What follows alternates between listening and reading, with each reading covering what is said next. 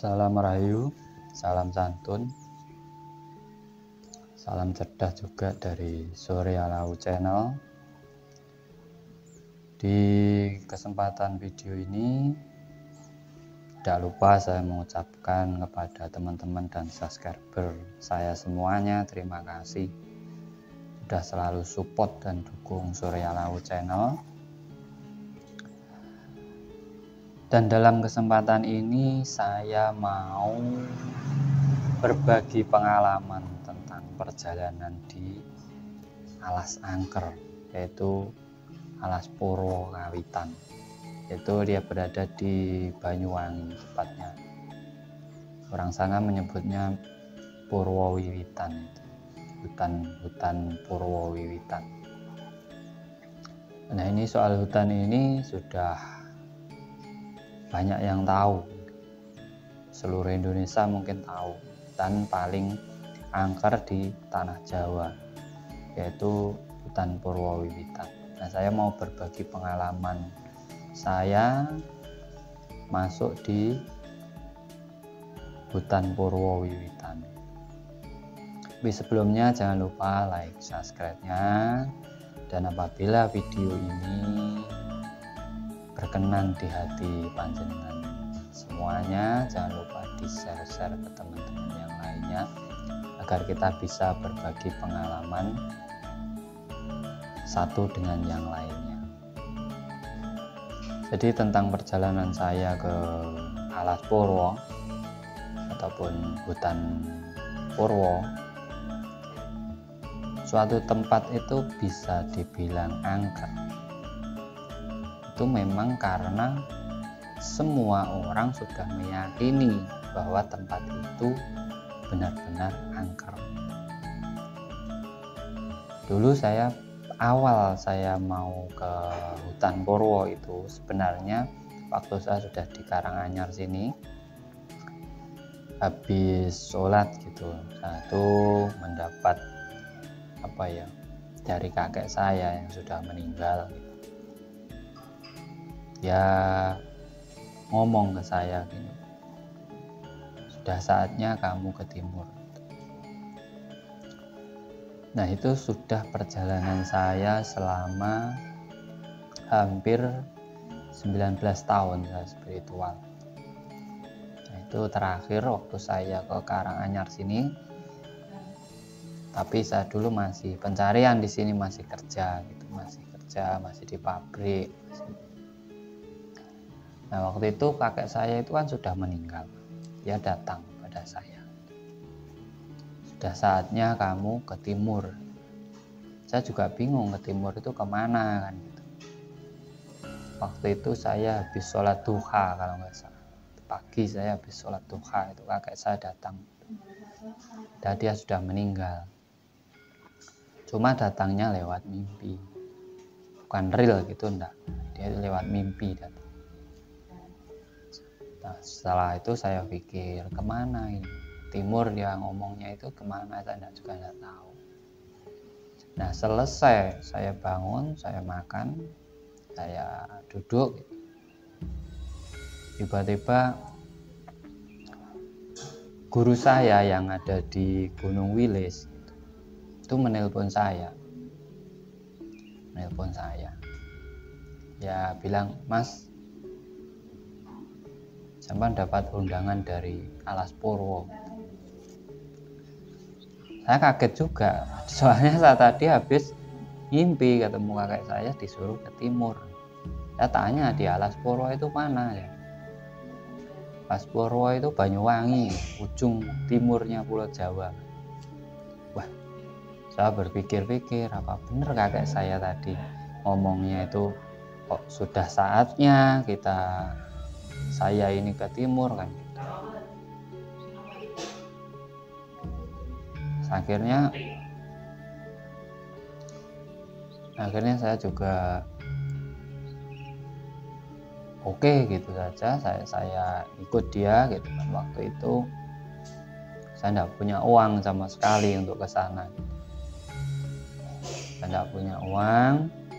Akhirnya saya gadekan sepeda motor saya untuk pergi ke Alas Purwo. akhirnya kita itu 3 orang, akhirnya teman saya di Jakarta, dari Jakarta 1, saya sendiri sama guru saya itu pakai mobil ke Alas Purwo. Jadi dari saya perjalanan saya ke Madiun, habis dari Madiun saya lanjut perjalanan ke Banyuwangi.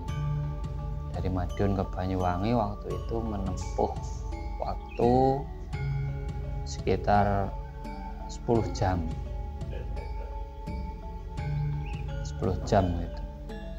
Akhirnya kita berangkatnya waktu itu maghrib, sampai di Banyuwangi itu pukul 8 pagi waktu itu. Akhirnya saya dipertemukan dengan seseorang di situ, yaitu anak cucu dari Eyang Imam Suwongso waktu itu. Nah, akhirnya kita di situ ngobrol mau masuk ke Alas Purwo. Ternyata sebelum masuk Alas Purwo juga kita ada ritual-ritualnya, ndak ada asal masuk gitu. Ndak asal masuk saja gitu, ndak. Ternyata ada ritual-ritualnya. Jadi sebelum masuk saya adakan selamatan, kalau orang Jawa kan selamatan dulu, minta keselamatan, terus habis itu kita datang ke makamnya Eyang Imam Suwongso itu. Nah, dari situ kita ke Gunung Coko dulu waktu itu. Jadi Gerajakan Banyuwangi itu. Pantai Gerajakan itu sebelahnya ada sebuah gunung, di situ namanya Gunung Coko. Nah, kita ritual di situ dulu. Nah, keesokan harinya kita masuk ke Alas Purwo. Jadi masuk ke Alas Purwo, karena Alas Purwo ini ada 2 tempat, satu untuk wisata, satu untuk spiritual. Jadi ada tempat wisatanya sendiri, itu ada kayak Pantai Pancur gitu, memang di situ untuk wisata Pantai Pancur. Tapi untuk nanti masuk ke dalam itu sudah alami, jalannya pun masih setapak, itu untuk spiritualnya. Nah, kita akhirnya masuk ke Alas Purwo. Kita waktu itu kalau tidak salah 6 orang kita sama anak kecil 1. Setelah masuk kita menuju ke situs kawitan dulu biasanya di situ. Di samping situs kawitan itu ada pura, di situ orang Bali semua yang datang ke situ, kebanyakan untuk sembahyang. Nah, setelah masuk situs kawitan kita aturkan sesaji juga, kita mohon izin untuk masuk ke Alas Purwo gitu. Setelah dari kawitan, situs kawitan, kita masuk lagi, masih dalam, itu ke Pancur, Pantai Pancur. Nah, di situ biasanya kita nginapnya di situ, di Pancur situ, membuat tenda di situ kita Pancur. Nah, setelah di Pancur kita ngadakan ritual lagi di situ, itu menghadap ke laut. Jadi laut lepas itu menghadap ke pantai, bibir pantai itu kita mengadakan ritual lagi. Nah, di situ juga ada tempat untuk berendamnya juga, untuk mandinya juga, namanya Pancur itu gitu. Ada curugnya atau pancurnya di situ. Nah, habis itu kita jam 5 sore itu saya masuk dalam Alas Purwo. Waktu itu 4 orang, saya masuk 4 orang, kita jalan masuk dari Pancur menuju Sendang Suryo. Pertama di situ ada Sendang Suryo. Menuju Sendang Suryo itu sekitar 30 menitan. 30 menit kita sampai ke Sendang Suryo, dan di perjalanan itu masih jalan setapak, masih masih alami, masih jalan setapak gitu, kanan kiri bambu semua. kanan kiri bambu semua. Nah, kita sampai ke Sendang Suryo, mandi dulu. Habis mandi kita masuk ke apa itu, Gua Istana. Nah, Gua Istana ini dulu dipercaya tempat meditasinya Bapak Soekarno. Dan ini di sini tempat meditasinya, bertapanya Bapak Soekarno dulu. Makanya di situ dibangun agak bagus di Gua Istana ini. Sampai sini itu kejadian yang mistis itu belum saya rasakan. Masalahnya saya baru mengenal tempat itu. Saya baru sekali menginjak ke Alas Purwo itu, saya tidak mengenal. Di situ mitosnya kalau menurut cerita orang-orang itu hanya keangkerannya aja. Kalau di situ katanya ada kerajaan jin, itu kerajaan jin ada di Alas Purwo ini, seluruh tanah Jawa. Nah, setelah saya di Gua Istana ini, saya baru merasakan sepertinya saya itu kepengen sekali masuk ke namanya Gua Mayangkoro. Padahal saya tidak kenal itu Gua Mayangkoro itu mana, itu saya tidak kenal. Tapi saya rasanya ingin banget masuk ke situ. Saya tanya apa sebenarnya Gua Mayangkoro ini. Padahal saya tidak tahu waktu itu, saya tidak tahu. Benar-benar saya tidak tahu. Saya seperti disuruh ke situ. Akhirnya dijelaskan sama ibu saya, karena yang ngantar saya masuk itu perempuan. Ibu saya yang angkat saya jadi anaknya. Dijelaskan sama dia kalau Gua Mayangkoro itu ini tempatnya apa itu Hanoman, ini kan dijelaskan di situ. Akhirnya dari Gua Istana ini saya langsung menuju Gua Mayangkoro.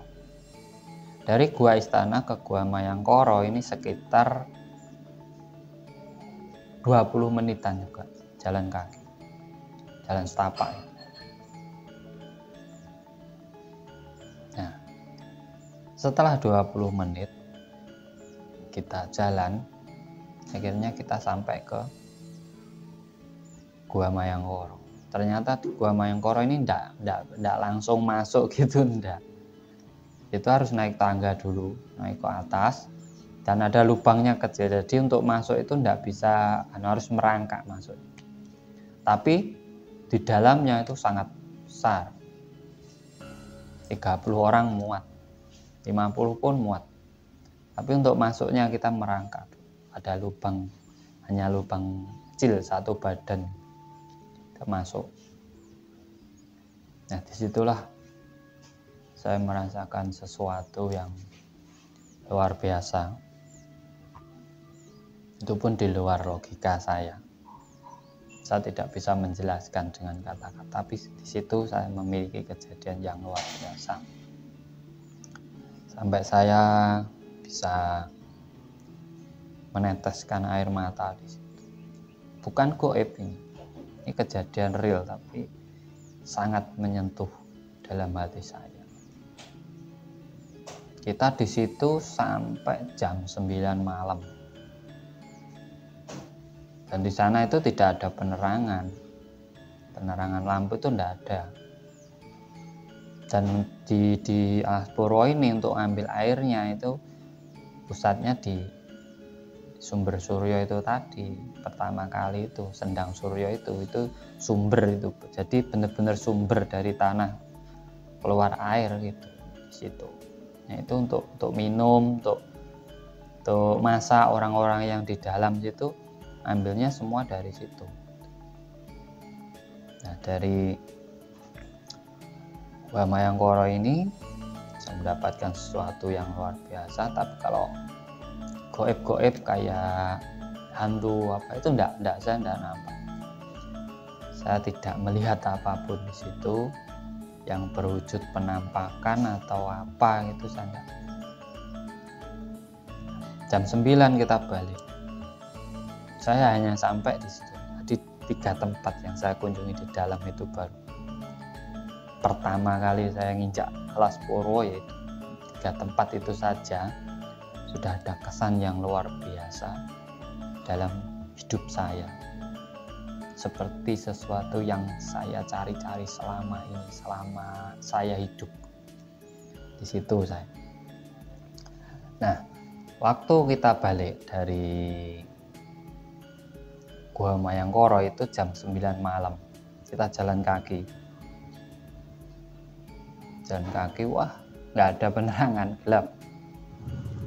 Nah, di situ saya juga mengalami sesuatu yang luar biasa.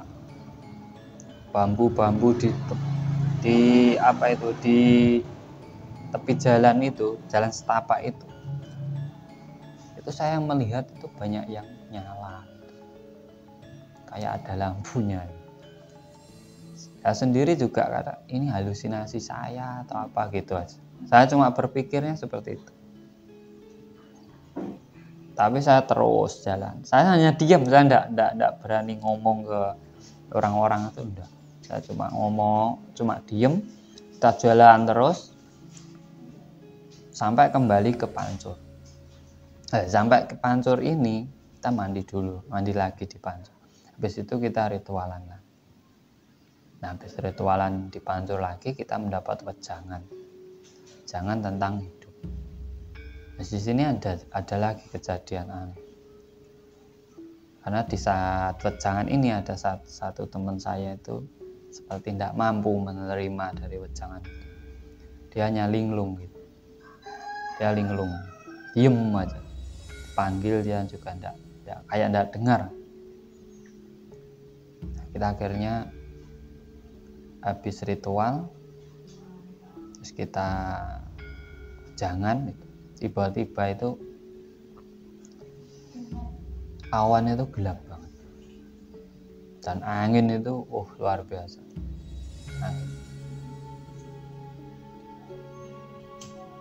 Nah, saya akhirnya dari teman-teman semua dan dari yang ngajak pulang, ayo keluar aja gitu.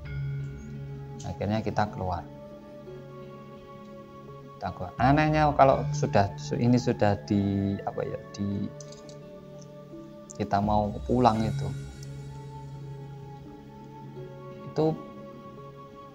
sangat cerah lagi. Bahkan rembulan itu kayak kelihatan sinarnya itu di situ. Akhirnya saya pulang kita singgah lagi di Situs Kawitan untuk berpamitan lagi. Dan di sini malah kejadian yang mistisnya itu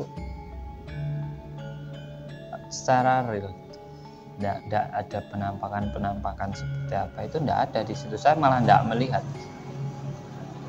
Mungkin memang saya baru pertama kali datang ke situ.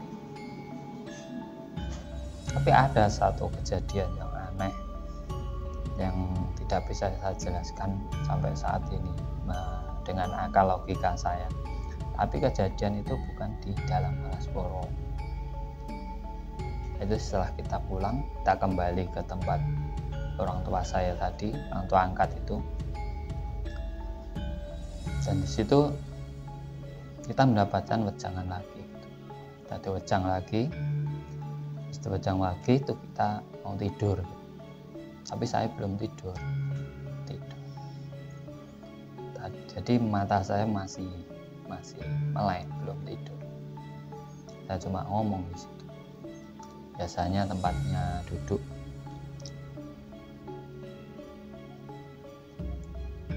Ya yang siapa itu? Itu di mana? Di situ ya. Akhirnya saya berbaring di tempat duduk yang anehnya itu yang dari sekarang jadi pertanyaan saya. Saat saya baru berbaring gitu, kayak ada sinar besar banget, putih. Nah, itu yang masuk ke tubuh saya. Dan bapak saya itu mengetahui itu. Akhirnya dia datang, cuma ngomong, tidak usah dipikir gitu. Saya sendiri juga pusing kalau mikir itu. Apa itu kan? Saya juga tidak tahu.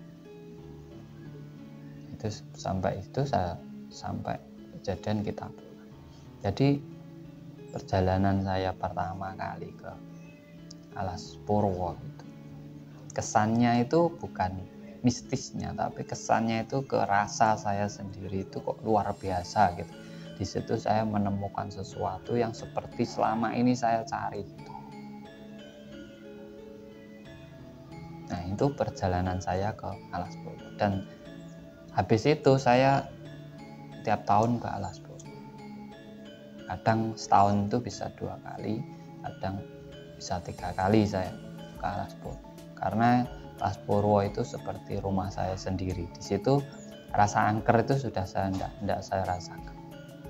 Jadi untuk teman-teman yang mendengar di luar itu keangkeran Alas Purwo atau mitos-mitos seperti ini, jangan percaya dulu, sampai datang dulu ke sana, sampai buktikan sendiri, baru sampai nanti bisa mengetahui angker apa enggak tempat tersebut.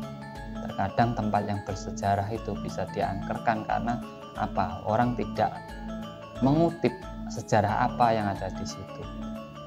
Ini perjalanan saya Surya Lawu tentang pertama kali masuk Alas Purwo. Siapa tahu bisa menjadi referensi untuk teman-teman semua untuk menambah pengalaman ataupun ilmu pengetahuan. Jadi keangkeran suatu tempat itu tergantung diri kita sendiri. Gimana kita menyikapi tempat tersebut. Kalau tempat tersebut kita yakini, kita percaya angker, ya jadi angker. Dan yang membuat kita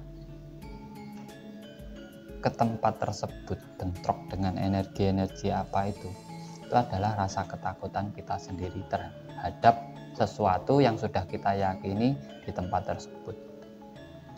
Ini cuma cerita pengalaman saya Surya Lawu di Alas Purwo Banyuwangi. Sekian dari saya, terima kasih, semoga bermanfaat untuk teman-teman semuanya. Dan apabila video saya ini berkenan, tolong di-share untuk teman-teman lainnya. Dan terima kasih sudah support dan membantu perkembangan channel saya. Terima kasih dari saya Surya Lawu, salam rahayu, salam kebajikan, dan salam cerdas selalu.